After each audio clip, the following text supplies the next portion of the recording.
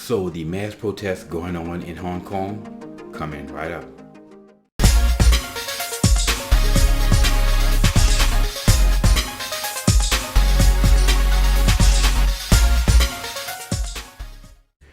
What's up, y'all? Welcome back to Common Sense, Logic, and Reason. And as always, thank y'all for joining me.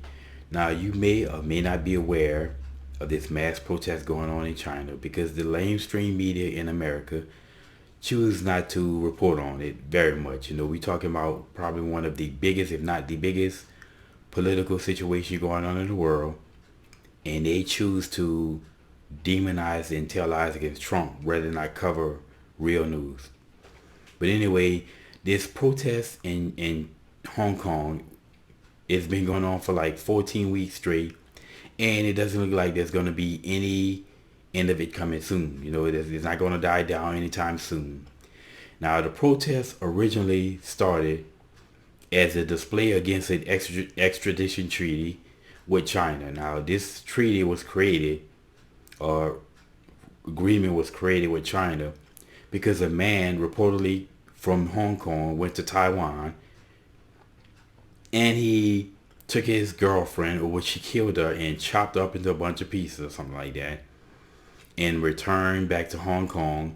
And China wanted to demand extradited so that he could face charges, but there was no treaty. So this is why that treaty was created, and the people were up in arms against it. They protested it, which I can't argue with them. I can't fault him for protesting this because, you can't get anyone mad at anyone for not wanting to be under the ruling of a totalitarian state that China is. Now, since then, the protest has morphed, has changed and grown in size. Now we're talking about, a million plus people in Hong Kong protested. And now they're protesting for democracy in China, right? And the reason why they want to see this democracy in China is because originally Hong Kong used to be a part of China, but what happened was through the war, Great Britain took it, and it was part of the British Commonwealth up until 1997 when Britain gave it back to China. Now, however, Hong Kong was supposed to rule themselves independently for 50 years. So that's to the year 2047. So we're talking 28 years from now, a little bit over 3 decades.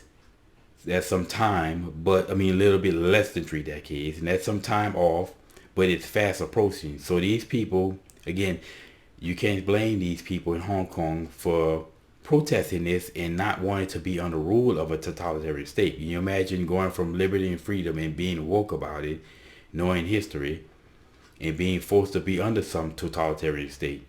So I can't blame these people for protesting this. And one of the things that the people have done while protesting in Hong Kong was they were waving American flags and singing our national anthem, So these people have more reverence and seemingly more love for America than all these ungrateful leftists in this country that are always crying about oppressions that don't exist. You have the blacks in America always crying about racism this, racism that, institutionalized racism, structural racism, and nobody ever gives you any evidence of it. You got the feminists crying about the patriarchy and being oppressed, right? Even though the Western women in the Western world have more freedom and liberty than any women anywhere else on the face of the planet, but they're crying about being oppressed.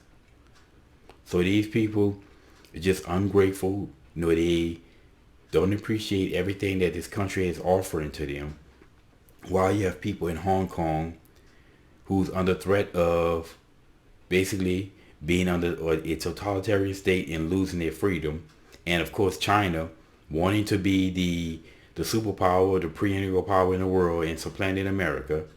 They've already threatened to try to take Hong Kong earlier than that 50-year agreement period. So again, these people are under threat, and they've been under threat of losing their freedom.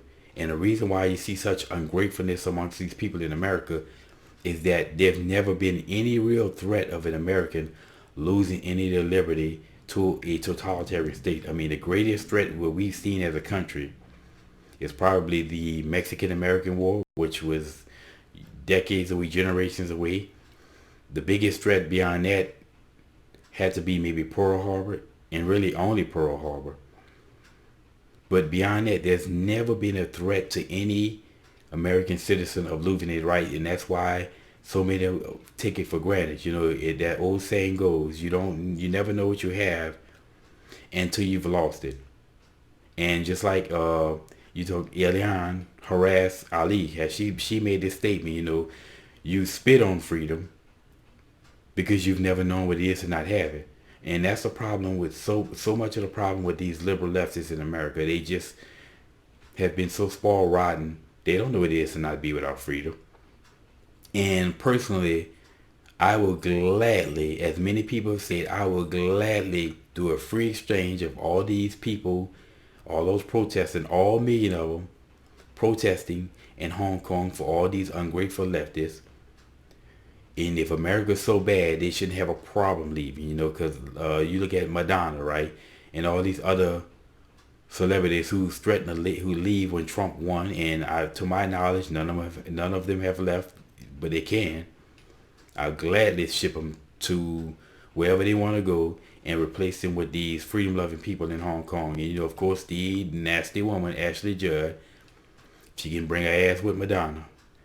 But with all that being said, my thoughts and prayers go out to these people in Hong Kong, because I just would hate to see any person in the world that loves and appreciates freedom and liberty so much to have to lose it. The fact that they're protesting like this, I mean, a million plus, lets you know that they really cherish and value their freedom.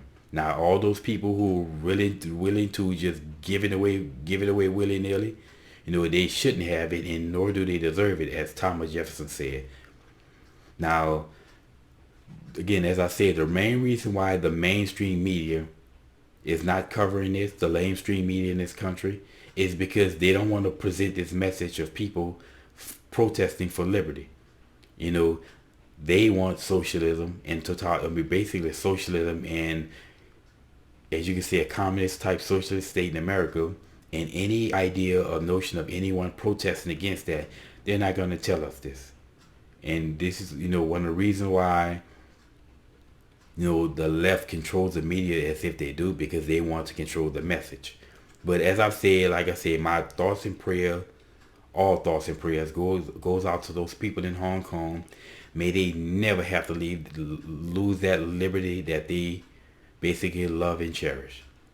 And that's pretty much all I have to say on this. But like I say, hey, anybody who, I've said this before, if you think that America's so bad, you know where the front door is, and I don't give a damn who you are. But anyway, y'all, as always, and until next time.